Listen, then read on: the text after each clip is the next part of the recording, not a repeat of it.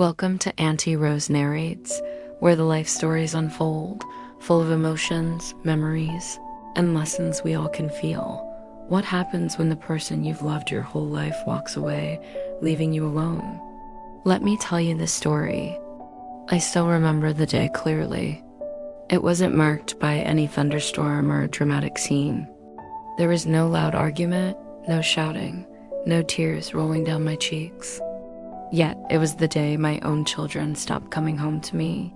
I was sitting in my living room, the same one I had cleaned and cared for over decades, where the smell of fresh coffee always lingered in the morning and the evening sunlight danced softly across the walls. I heard the door click behind them as they left, and I realized they wouldn't be coming back. Not for a visit, not for dinner, not even for a quick hello dot at first. I thought it was just a busy week, a holiday, something temporary. I told myself they had their own lives now, their jobs, their families. And I smiled, pretending it didn't hurt. But deep down, a quiet ache had begun, a loneliness that settled like dust in my chest that my name is Linda Thompson. I live in a small town in Ohio where everyone knows everyone, and life tends to move slowly. I had two children, Emily, my eldest, who was 28 at the time, and Josh, my youngest, 25. They had grown up in this house, climbing the stairs two at a time, filling the rooms with laughter, arguments over toys, homework complaints, and late-night secrets. I had always thought our home would be the place they came back to, no matter how far life carried them.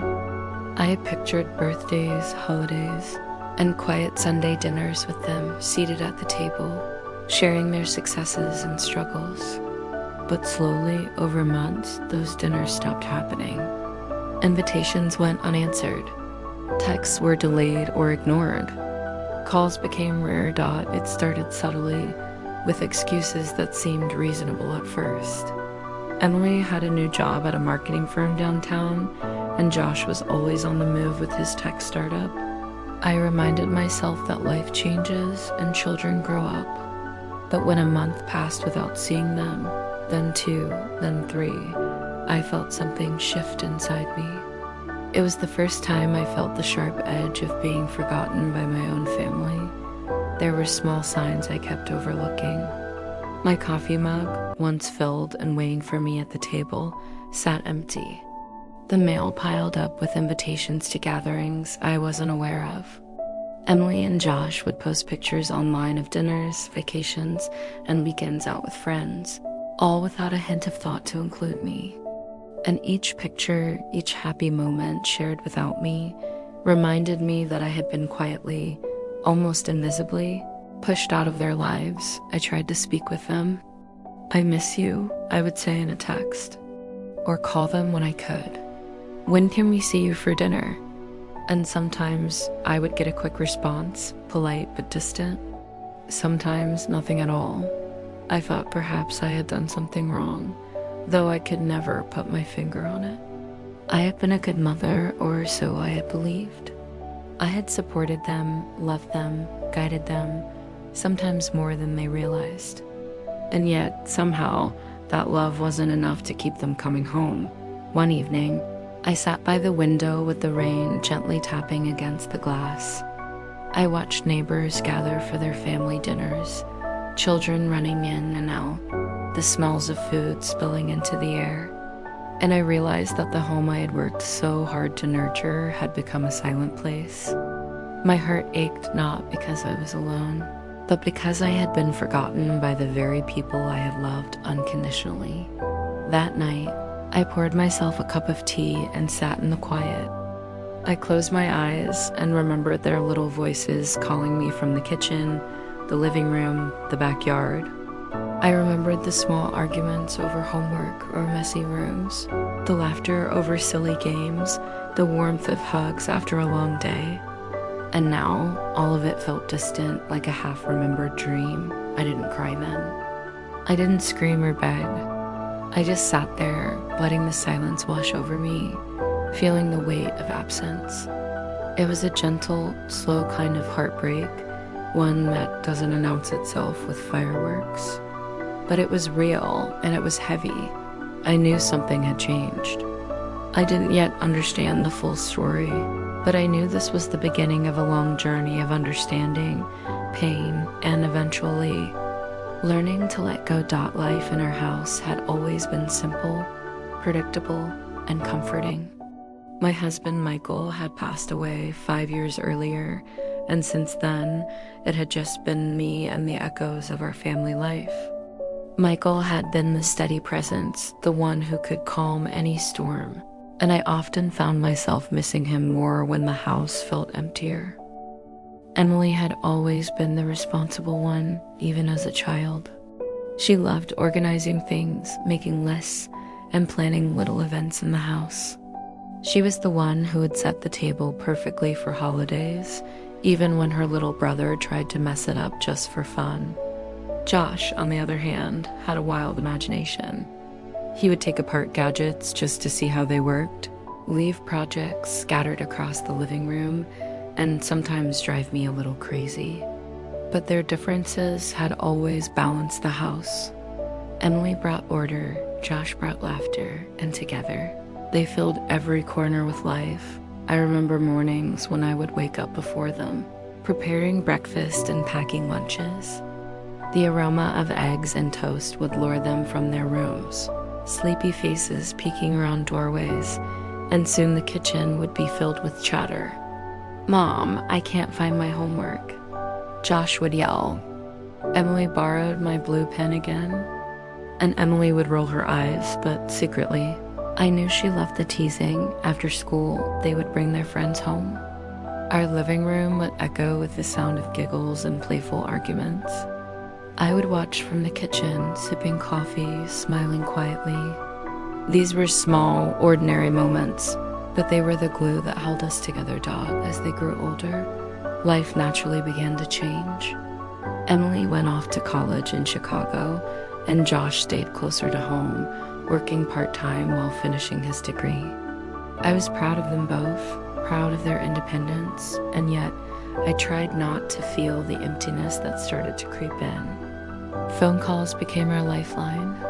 Even when they were busy, we would chat for a few minutes about classes, projects, or the occasional silly joke. Those conversations kept me connected, reassured that they were still part of my life, and then life moved faster than I could keep up. Emily met David, a kind and ambitious man, and soon they were engaged. Josh had started his own small tech company and began traveling for work. Their lives were full, and I wanted to be happy for them.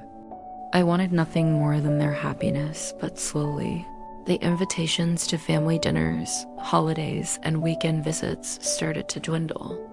At first, I told myself it was normal. They were building their own lives, creating their own families. I understood that. I wanted to be supportive, to step back without feeling hurt. But support is different from absence. I started noticing little things. A missed birthday here, a skipped Sunday lunch there. I would make a casserole, hoping to share it with them, and find it sitting untouched in the fridge days later. Calls would go unanswered, or they would text back only with a quick, "busy today," or "maybe next time." The distance felt deliberate. Though I couldn't bring myself to confront them, even my friends noticed the change. I would go to book club meetings or chat with neighbors, and the question would always come softly, as if they were afraid to hurt me. "How are Emily and Josh? Do you see them often?" I would smile and say, "They're busy," but inside, a quiet ache grew heavier each day. At home, I tried to fill the silence with routines. I watered the plants, cleaned the kitchen, watched the sunset from the porch. The house was well kept, but empty. Sometimes I would set the table for 3, just out of habit, and sit alone with a cup of tea, imagining what it would be like if they walked through the door. I kept their rooms as they were, untouched. Emily's room smelled faintly of lavender, and Josh's desk was still piled with half-finished projects and scattered notes. I couldn't bring myself to change anything. Those rooms were the last fragments of their childhood, a place where their presence lingered even when they were gone. One Sunday afternoon, I found myself flipping through old photo albums. Pictures of birthdays, school plays, family vacations, and quiet evenings at home stared back at me. I could hear their laughter in the photos, their small hands in mine, the warmth of hugs, and yet the images also made the emptiness more profound. I had loved them fully, without condition, and somehow it wasn't enough to keep them near. Sometimes I would ask myself if I had failed them in some way. Had I been too strict? Too lenient? Too busy? Too distracted? I replayed moments in my mind, searching for clues, wondering when the shift happened. But there was no clear answer. Life, it seemed, had simply moved them farther away, and with each passing day, the distance became more real. Evenings were the hardest. The quiet of the house pressed in around me. I would prepare dinner, even though I ate alone, and then sit at the table with a plate of food that I barely touched. I would listen to the wind outside, the occasional car passing, and remember the sounds of my children, the chaos, the laughter, the small arguments that I once thought were annoying, but now I longed to hear again, Dot. And through it all, I kept hoping that Emily would text to say she was coming home for a visit, hoping that Josh would call just to hear my voice, hoping that one day the distance would shrink and our home would be filled with life again. But that hope was slowly starting to feel fragile. I realized that the day my own children stopped coming home to me wasn't marked by anger or betrayal. It was quiet. It was gradual. It was like a door closing softly behind me, a door that I didn't see shut until it was too late. I knew I needed to understand why. I needed to see what had caused this distance, whether it was misunderstandings, choices, or something else entirely. And so I braced myself for the moments to come, the small tensions, the hidden truths, and the emotional turning points that would change everything. The tension started quietly. At first, it was small things, Emily and Josh canceling plans, arriving late, or forgetting to call back. I told myself it was just the busyness of adult life. But slowly, the signs became harder to ignore. One Saturday morning, I baked Emily's favorite cinnamon rolls. I had woken up early, measuring the flour, cracking the eggs, stirring the batter carefully. The sweet aroma filled the kitchen, and for a brief moment, I imagined her walking through the door, smiling and carrying her laptop bag, ready to share a cup of coffee and a laugh. But the door stayed closed. My phone buzzed with a message from her. "Mom, can't make it today. Work is crazy." I tried not to feel disappointed. I folded the warm rolls into a tin, planning to save them for later. But the pattern repeated itself week after week. Sometimes I wouldn't hear from them at all for days. And when I did, it felt distant, polite, almost as if they were talking to a neighbor instead of their mother. Remember the first real argument, or maybe it wasn't an argument, more a misunderstanding that left a quiet wound? Emily had called me one evening, voice tense. "Mom, I'm really busy tonight. I don't think I can come over for dinner." I took a deep breath, trying to stay calm. "Emily, I was just hoping we could catch up. It's been a long week." "I know, Mom. I'm sorry. Maybe next week?" But there was something in her tone that felt sharp, impatient. I felt a flicker of hurt, but I told myself it wasn't personal. "She's just stressed," I thought. "She's busy. It's not about me." Then came the small remarks that pierced deeper. Josh started sending messages that seemed casual, but somehow I felt excluded. "Going out with friends tonight.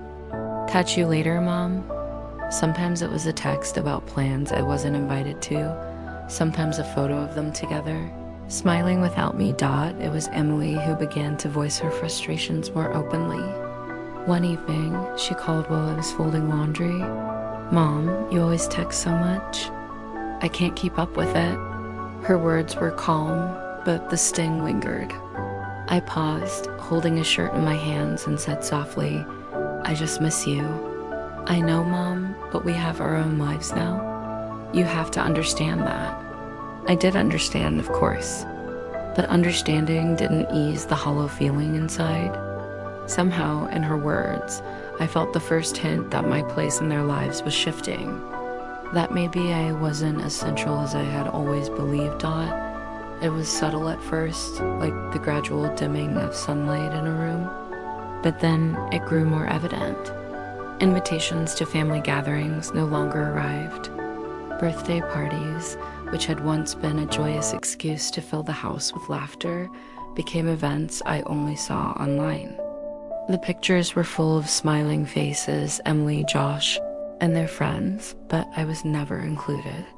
I tried not to show how much it hurt. I told myself I didn't want to intrude. I wanted them to be happy. And yet, each photo, each missed call, each skipped dinner added weight to a quiet, growing ache. One afternoon, I decided to visit Emily at her apartment. I thought a surprise visit might reconnect us.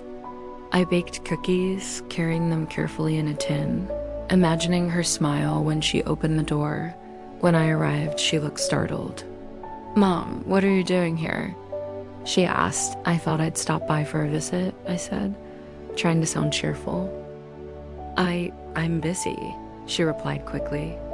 "I have work, errands. Maybe another time." I felt the warmth in my chest deflate. I smiled, forcing myself to be understanding. "Okay, honey, I'll come another day." Inside, my heart ached. This wasn't just being busy. There was a distance I couldn't reach, a polite wall that blocked me out. Josh's behavior mirrored this pattern. One evening, I called to ask if he wanted to come over for dinner.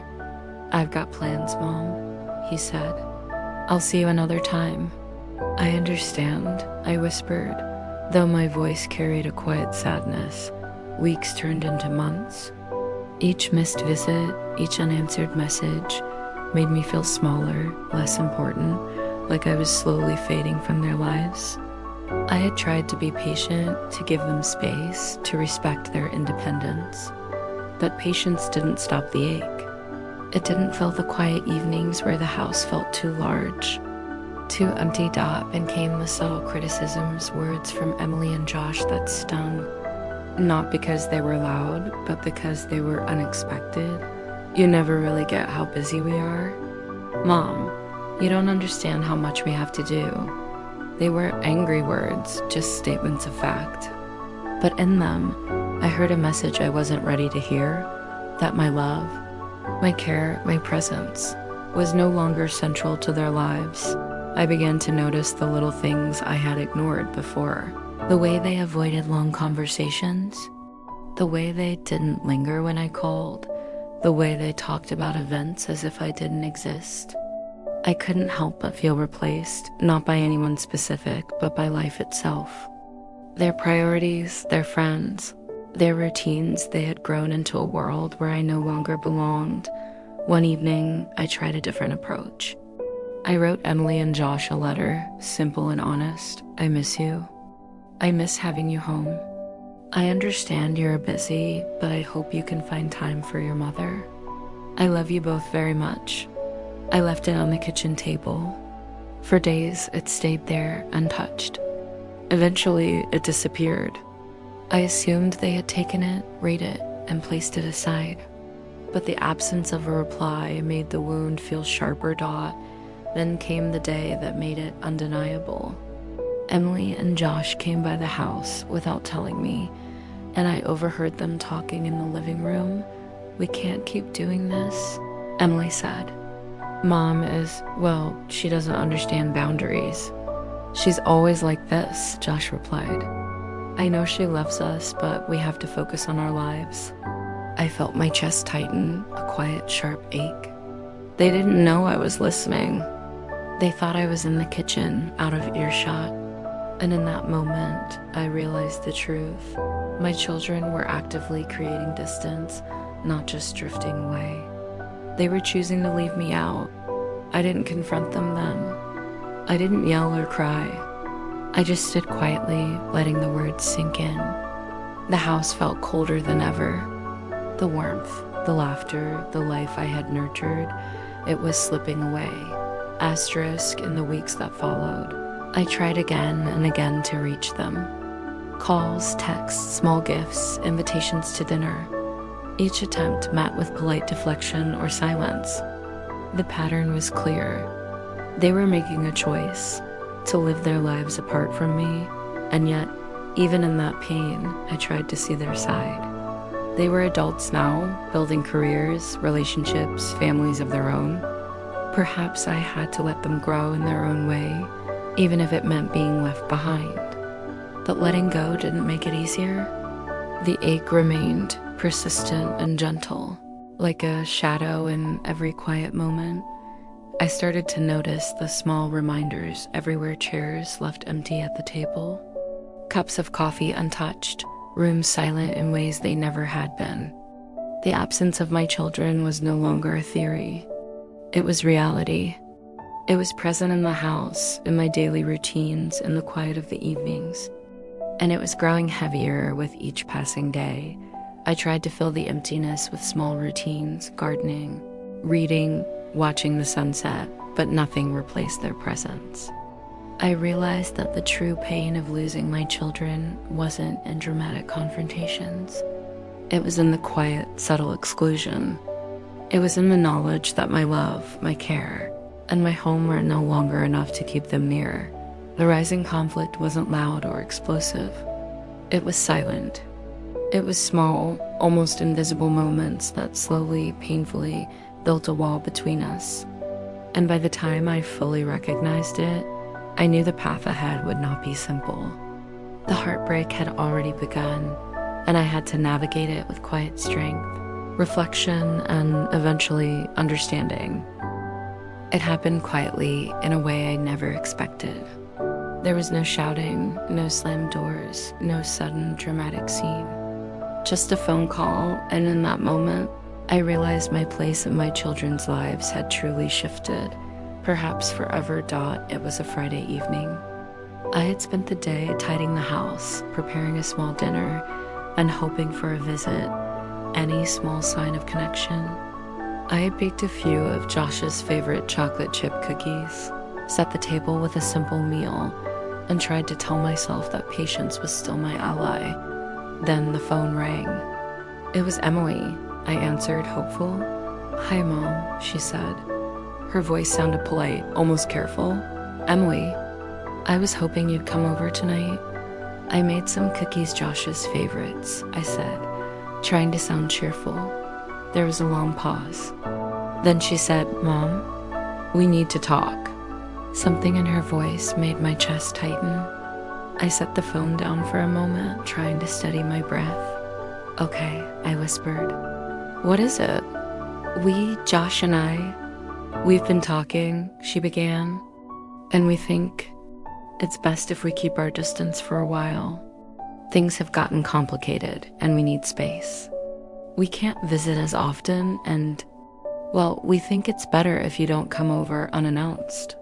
I felt as if the room had tilted beneath me. I sank into the nearest chair, gripping the phone so tightly my knuckles whitened. "Space? What? What do you mean? Why?" "There's nothing personal, Mom," Emily said softly. "We just need to focus on our lives.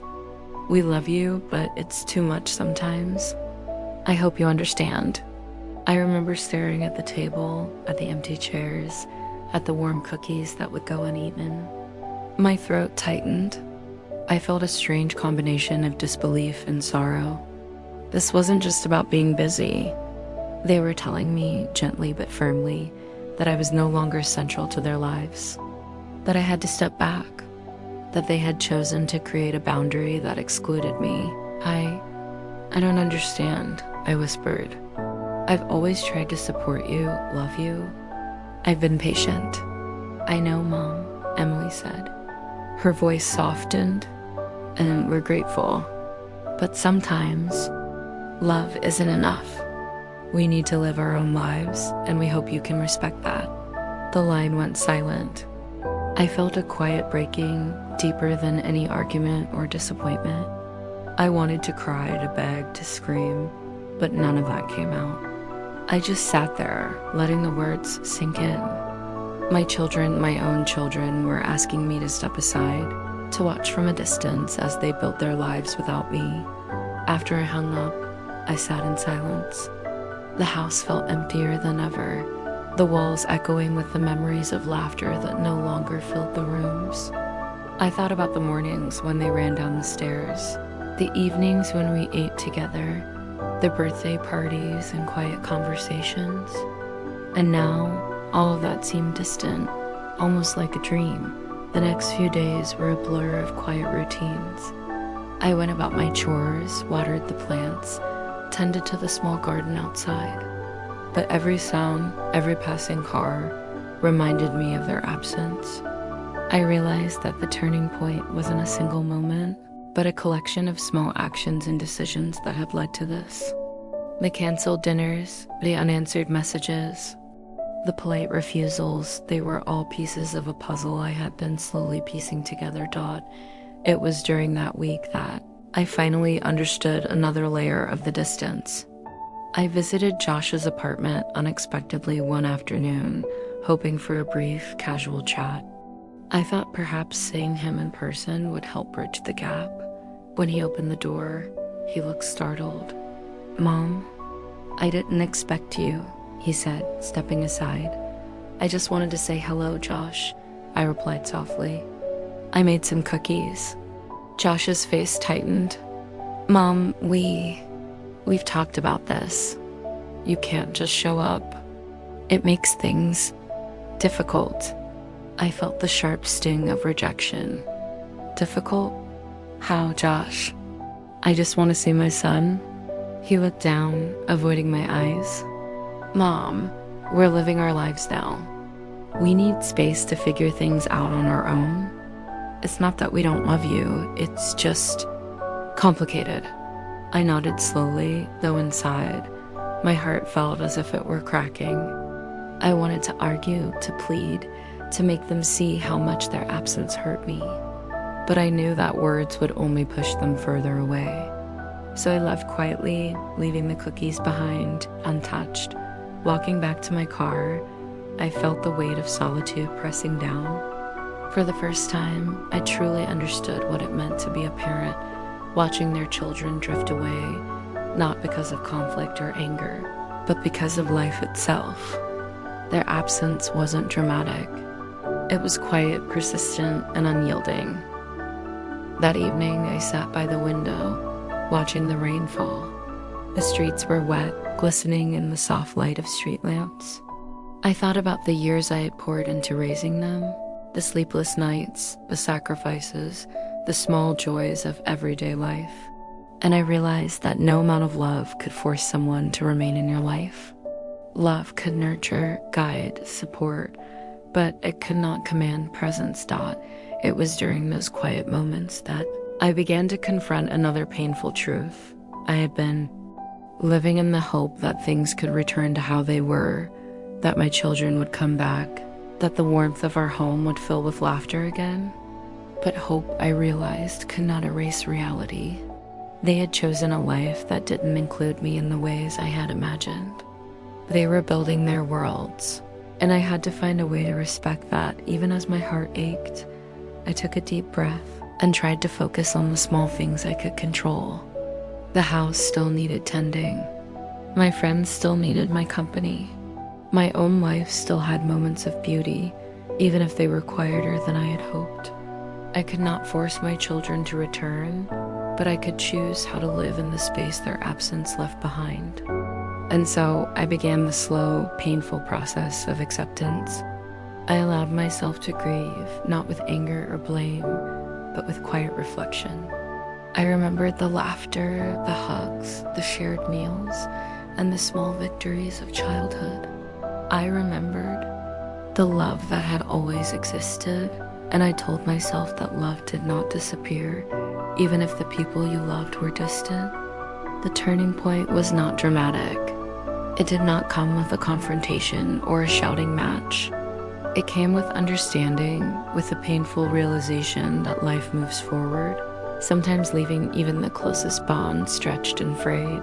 And In that quiet, still moment, I felt the first spark of a new beginning, not with my children necessarily returning to me, but with me finding a way to exist fully, even in their absence. I knew the journey ahead would not be easy. I knew there would be days of loneliness, of longing, of quiet pain, but I also knew that I could survive it, that the love I had for them could remain, even if it was no longer reciprocated in the way I had hoped, that the memories, the laughter, the life we shared could be a source of strength rather than sorrow. And so I sat quietly by the window, listening to the rain, feeling the ache in my chest and letting the moment settle. The turning point had come not as a dramatic event, but as a deep, undeniable truth. My children had chosen a life that did not include me as they once had, and I had to learn how to live with that truth, with grace, with quiet strength, and with love that persisted even in absence. The weeks after that phone call passed in a quiet blur. The house felt emptier than ever, yet somehow I began to notice the small rhythms of life returning. I woke up early each morning, not to prepare for visits that would never come, but to care for the garden, the plants, and myself. I made my tea slowly, listening to the soft hum of the kettle, savoring the small, ordinary moments. It was in these moments of quiet that I began to reflect, not just on the absence of my children, but on the years we had shared. I remembered the mornings filled with laughter, the long nights of helping with homework, the simple joy of Sunday breakfast together. Each memory was a thread, delicate yet strong, connecting me to a love that had never faded. I realized that my heartbreak was not just about being left out. It was about change. Life had moved forward for Emily and Josh, just as it had for me. The house that had once been full of noise and chaos was now full of silence. But silence could be a companion if I learned to listen differently. One morning, I received a letter in the mail. It was from Emily. Dear Mom, I know things have been difficult. I want you to know that we love you, even if we haven't shown it the way we should. We are still figuring out how to balance our lives, and sometimes that means stepping back. Please know that you are always in our hearts. Reading her words, I felt a mixture of relief and sadness. Relief because love was still there, even if expressed differently. Sadness because I knew that the closeness I once imagined might not return exactly as I had hoped. But her words gave me a sense of connection I hadn't felt in months, and I let myself hold on to that. I began to reach out in small ways, without expectation. I would send a note, a small gift, or a photo of something that reminded me of them. Not to demand attention, but to let them know I was thinking of them. And slowly, almost imperceptibly, the walls between us began to shift. I also reached out to friends more, sharing my thoughts and feelings openly. Their company reminded me that love and connection exist in many forms, and that being alone in one sense does not mean being unloved in every sense. I started attending a local book club, volunteering occasionally, and reconnecting with neighbors I hadn't seen in years. These small acts of engagement brought warmth back into my days. Even as I began to heal, I had moments of quiet sorrow. There were afternoons when I would look at the empty chairs at the dining table and feel a pang of longing. But I no longer let that longing define me. Instead, I acknowledged it, felt it fully, and then let it pass. I understood that grief is not a burden to be carried forever. It is a river that can be navigated with care and patience. One Sunday afternoon, I decided to bake a pie just because I felt like it.